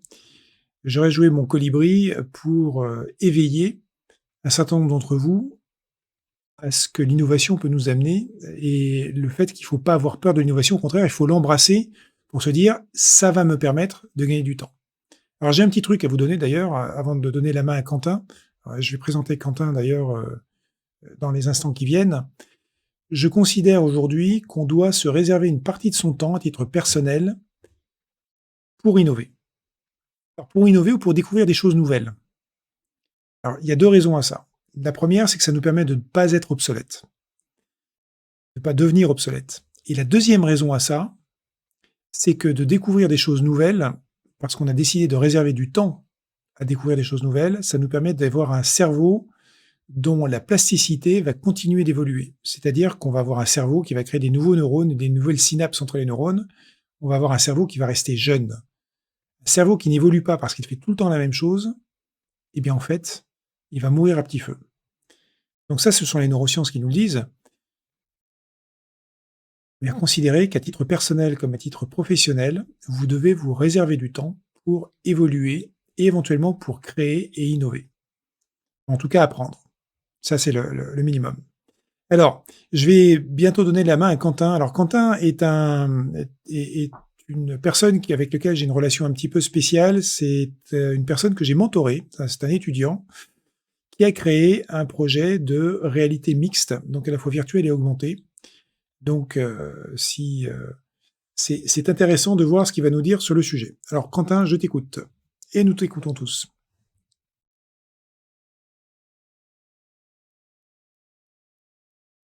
Ne t'entendons pas, Quentin, même si tu as coupé ton micro. Ah, vous m'entendez? Voilà, ça y est, on t'entend. Alors, du coup, j'avais une question à vous poser par rapport à ce que vous disiez tout à l'heure, par rapport justement à l'innovation. C'est effectivement les inventions, les innovations permettent de gagner du temps. Mais est-ce que, non, pas est-ce que, comment apprécier ce gain de temps si par ailleurs on en perd à des choses futiles? Est-ce que l'innovation n'est pas un frein au développement personnel? L'innovation fait partie du développement personnel. C'est comme ça que je le vois. L'innovation, moi, c'est ce qui me permet de me développer. C'est ce qui me permet de découvrir des nouvelles choses. C'est ce qui me permet de faire des connexions entre des choses que je ne connaissais pas avant. Donc, ne serait-ce que le fait de te promener dans la rue, tu peux avoir des nouvelles idées parce que tu vas voir des choses en vitrine et que tu vas les connecter entre elles. Le fait d'être présent aujourd'hui dans cette room sur Clubhouse va faire que tu peux rentrer en connexion avec des gens que tu ne connaissais pas avant, avec lesquels tu vas pouvoir découvrir des nouvelles choses. Donc là, en ce moment, par exemple, avec cette room que j'ai créée sur Clubhouse, je fais une expérimentation pour voir le nombre de personnes qui sont intéressées par ce que je dis dans le cadre de l'innovation. C'est sûr que il y a d'autres rooms en parallèle dans lesquelles les gens vont dire on va partager des bonnes blagues, on va partager un café. Donc effectivement, il y a des choses futiles dans d'autres rooms. Et je me suis posé la question, est-ce qu'on peut faire des rooms avec des sujets de contenu à valeur ajoutée qui vont intéresser les gens? Et moi, c'est ça qui m'intéresse aujourd'hui, c'est de donner de la valeur ajoutée, d'éveiller les personnes qui vont venir discuter avec moi à d'autres formes de réflexion, entre autres grâce à l'innovation. Pour ma part, c'est complètement réussi. Je ne connaissais pas du tout le sujet, je me permets de prendre la parole, et je ne connaissais pas du tout le sujet, c'est absolument passionnant, vraiment, et je te remercie parce que effectivement, il y a pas mal de rooms où ça peut être un peu léger, où les gens finalement parlent plus d'eux-mêmes, ou sont là pour vendre des choses finalement, oui, voilà, ils sont dans une démarche commerciale. Mais là, vraiment, vraiment, je suis passionné par ce qui se passe ce soir. Je ne connaissais pas du tout le sujet. Après, je me rends compte, bon, j'ai fait quelques études d'anthropologie, de sociologie, qui me permettent, voilà, d'analyser un petit peu les choses. Mais n'empêche que je ne connaissais rien. Et aujourd'hui, grâce à toi, Philippe, je vais dormir un petit peu moins bête. Et ça me donne beaucoup à réfléchir. Et vraiment, je voulais te remercier, vraiment. Écoute, merci Gilles. Alors, tu vas pas te coucher moins bête, mais tu vas te coucher plus savant, je dirais. Voilà. Moi, je voudrais vraiment vous remercier tous, remercier Philippe justement de cette room absolument incroyable. Et je suis effectivement dans cet état de, je veux dire, d'ouverture totale, où j'ai l'impression effectivement de m'être élevée, hein, aussi bien intellectuellement que spirituellement, par rapport à l'innovation, par rapport à, ce qu'est l'être humain intrinsèquement parlant, un être de création, de créativité. Et vraiment, je suis fière d'avoir pris ce risque de rentrer dans cette room. Et du coup, j'ai une estime de moi encore plus grande et ça m'ouvre énormément de. Voilà, je suis remplie de gratitude et d'espoir parce que je me dis que oui, la vie, c'est ça, c'est d'être en marche.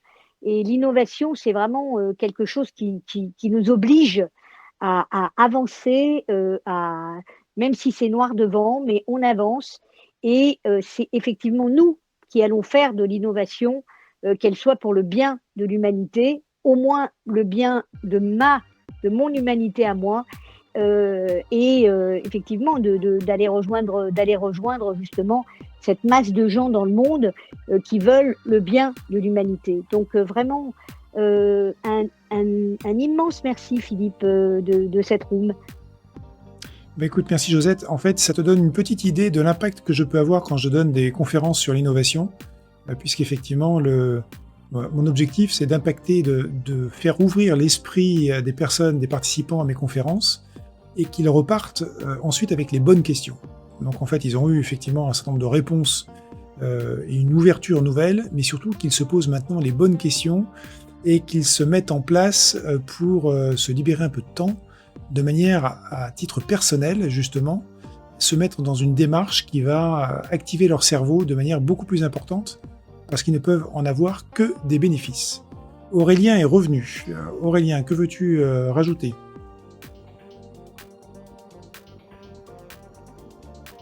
Aurélien ? Non, rien de précis, je voulais juste écouter la fin, c'est tout. D'accord. Ben écoutez, on va arrêter maintenant parce que j'ai débordé de combien ? De 40 minutes par rapport à l'horaire qui était prévu. J'avais prévu de faire ça pendant 1 heure seulement. Donc la discussion était suffisamment intéressante avec vous tous pour que finalement on fasse durer la room un peu plus longtemps. Donc, ça valait le coup, je kiffe. Merci Guy. Valérie ? Et moi aussi, je voudrais te remercier infiniment pour cette room de haute valeur ajoutée. J'ai pris peu la parole parce que je me sentais tout petite.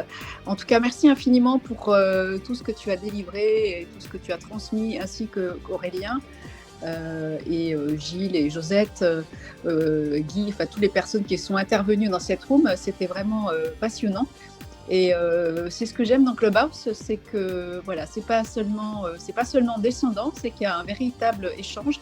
Et donc merci pour cette room absolument géniale, au sens de génie. Voilà, merci Philippe. C'est bien, c'est parfait. Bonne soirée à tout le monde merci Philippe. Bonne soirée. Merci à vous tous. Au revoir. Très bonne soirée. Au revoir. Merci infiniment. Gratitude. Merci. Et bien voilà, donc cette première room, l'innovation intégrale sur Clubhouse est maintenant finie. Et écoutez, c'était le premier d'une longue série sur l'innovation, avec différents types de sujets qui vont nous permettre de rebondir et de discuter de manière intéressante sur tous les sujets d'innovation.